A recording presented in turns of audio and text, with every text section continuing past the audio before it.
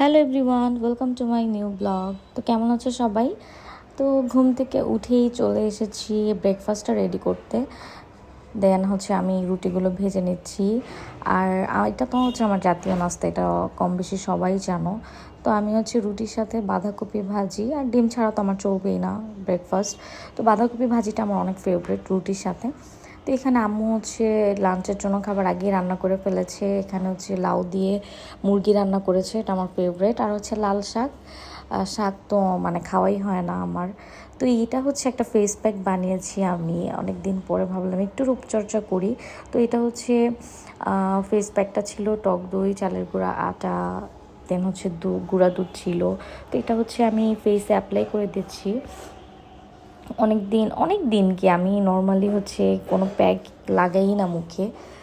তো ভাবলাম যে আজকে একটু রূপচর্চা করি আর তোমাদের সাথেও শেয়ার করি।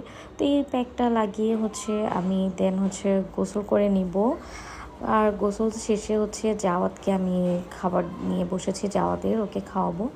ও তো শাক অনেক দিন পর ওকে একটু শাক দিয়ে ভাত দিয়েছি। তো মাশাল্লাহ ওকে অনেক কষ্ট করে, আমি অনেক যুদ্ধ করে ওকে একটু খাইয়েছি।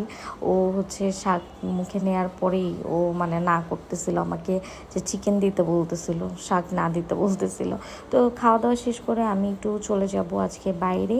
তো আমি রেডি হয়ে নিয়েছি, রেডি হয়ে নেই, জাস্ট ড্রেসটা আর মাস্কটা লাগিয়ে নিয়েছি, এতে রেডি হওয়ার ঝামেলা থাকে না। তো দেখো আমি কোথায় চলে এসেছি, আমি চলে এসেছি পার্লারে। আর দেখো টেনটেনান, আমি আজকে নোজ পিয়ারিং করেছি। তো আমাকে কেমন লাগছে বলো, এটা নিয়ে আমার 6বার 6বার করে ফেলছি। তো তারপরে চলে এসেছি রাব্বানিতে না খেলে তো জমেই না।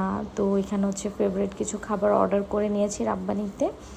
তো এগুলো খেতে খেতে চাটাও নিয়ে নিয়েছি। আর এই চাটা তো তোমাদের সবারই অনেক বেশি পছন্দ। চা খেতে খেতে দেখি যে অনেক জোরে বৃষ্টি নামতেছে, এত জোস একটা ওয়েদার। তো ভালোই লাগছিল। তারপরে বাসায় চলে আসলাম, রাত হয়ে গেছে অনেকটা। তো আজকের ভিডিওটা এই পর্যন্ত, সবাই ভালো থাকবেন, টাটা।